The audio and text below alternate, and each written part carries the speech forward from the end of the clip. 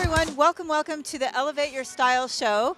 And we're here tonight in Los Angeles at the Sofitel for the Amari Believe issue. And this is a red carpet event. And I'm so excited to have these gorgeous, gorgeous women right next to me. They're both featured in the magazine. And you can also see both of them on the Real Housewives of Orange County. We're all OC girls. So first we have Emily Simpson. Hello, everyone.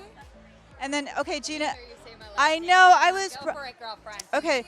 Go for it. I'm not going to call you Wiener Schnitzel. We just met. I know, so it's not appropriate. It's not appropriate. We're way further around than that. Yes. Okay, so I say it's Gina That's right. Oh, I had it. I practiced earlier. Oh, I love that, though. You gave it a good effort. Let's go. Okay. Kirschenheiter. Yeah, not even close. But I did practice. They know. I practice, right? 14 letters. It's tough. It sucks, really. But Kirschenheiter. Oh, Kirschenheiter. Okay. Can I call you Gina K? You can totally call me Gina K. I will not call you what she calls you. Okay, perfect. But you can call her that because you guys are old pals. So. I call her any name You're in the right. Yes. at all. You're in the right. It's not. There's a difference when you've known each other, but I'll call you Gina K. Okay, perfect. I like that. It sounds very, very sophisticated. Okay, so you're both on Real Housewives of Orange County. So I'm going to start with you, Gina K. And I'm going to ask you, what do you love about being on the show? Oh, okay. Well, I loved the experience overall. You know, it was something that kind of happened to me randomly, and I jumped into it both feet, and feel like I made a splash, and it was fun. You know, I think it was cool to be able to just share my life openly and honestly, the good and the bad, and it be received mostly well. It was really nice, and also I love this whole other side of interacting with the fans, and and the fact that you can also use this platform to help. Like, I help my friend's charity, and you know, that's just kind of rad that you really can, like, it's a privilege, you know, so that's been nice. Yeah. Okay, so you get to tell us what's something you love about being on the Housewives. No, I'm just kidding. That she met me. I love that I met Gina. Yes. Both of you. I love that it's an experience that not many women get to, experience. So I definitely don't take it for granted. I think it's an amazing thing to get to do. You know, I was at that 42-year-old mark where I was having like a midlife crisis, where I didn't really know what to do. Do I want to continue practicing law? Do I want to? And then this opportunity came along. So, well, yeah, because you start to question, like, yeah. Powerhouse. Yeah, so it came at a good time, where I was like, yes, I need a challenge. I looked at it like a challenge, like a journey, like something really cool that not many people get to experience. And it was definitely a lot of ups and downs, but I think overall there were more ups. I know you would say this, but I know you're just not thinking of it, but she has had a pretty major impact on this whole, like, positive body image thing. And I think love that's that. so major that she gets to be able to have a platform to tell the younger generation, especially girls, that, like, we're all beautiful and it's okay. And that's awesome that you're. I get lots of messages from young girls and teenagers and young women and women of all ages, but they say, thank you for just being on the show and wearing a bathing suit and being confident. And yeah, you don't look like the other women, but, like, you look strong and fit, and it's inspiring. So I love to be able to just empower other women to realize that there isn't a certain typical beautiful woman and that's what we should all look like. I mean, we're all supposed to look different. I love that you're doing that. I've noticed that, and I've noticed your comments because I follow you also on Instagram, and I love how you've responded, and I love that you are making that impact because I think that's really powerful because we are in the day of empowering women of all shapes, all sizes, all colors, all ages, and I think it's great you both are doing that. So with that being said, you are a mom of 3 little ones. They're super, super cute, and you've got a husband, and like you said, you are an attorney, plus you're doing the show, plus you plan events. You've got nothing on your plate at all. So I want to know, how do you handle it all? How do you manage it all?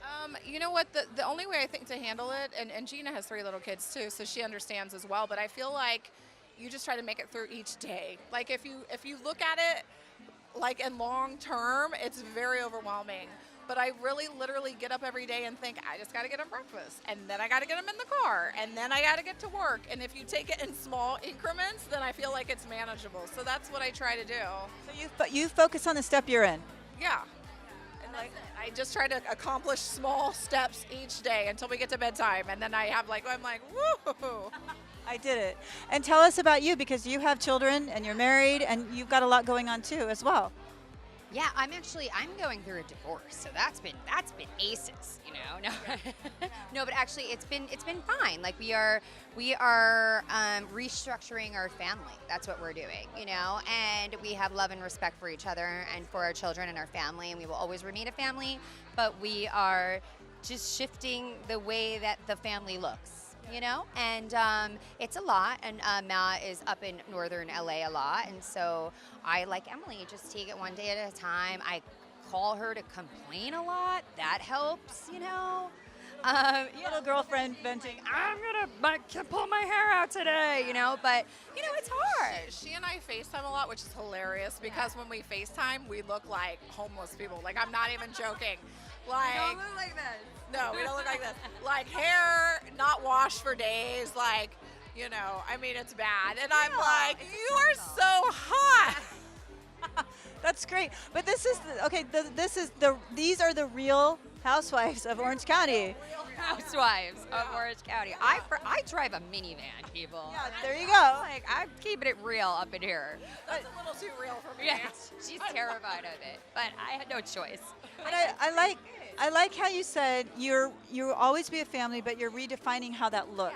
Yeah. I think it's like, you know what, I think that old school mentality of you're getting divorced and it's sad and your family is broken is something that, like, we are putting on it as like a society. We're putting that negativity on divorce. And I think if you just take that out of it and say, hey, look, I love this person. I loved him enough to have children with him. I loved him enough to create this family. I don't necessarily want to be married to him, but I don't regret anything. You can still have respect and cherish that chapter in your life and then move forward as like a family still and just embrace whatever comes in the future. And that's not to say it's not difficult or hard and there won't be ups and downs, but when you're married, there's ups and downs. You know what I mean? And it's difficult and it's hard. So we're transitioning and we're trying to do it gracefully and mature and responsibly. I think that's powerful. Yeah, I think it is too. And I think it's important for, you know, like younger people to see, you know, the divorce rate is high. So I think it doesn't have to be so toxic. I think, yeah, it's less about figuring out or like being like, oh, it's so bad that the divorce rate's so high, and more about finding a way, since it's happening, to make it okay and better in my eyes. I love that. That's inspiring. These ladies are inspiring me, and they're inspiring the world. I love it. Well, I want to say thank you both for being here. I just have one more question, though. It's the holidays. So what is one family tradition that you are going to keep carrying on with your children and your family? I always make sweet potato muffins on Christmas Eve with my stepdaughters and my kids. They look forward to it every year. And yeah, so I mean, I know that's a small little thing, but like every year they're like, when are we going to make sweet potato muffins?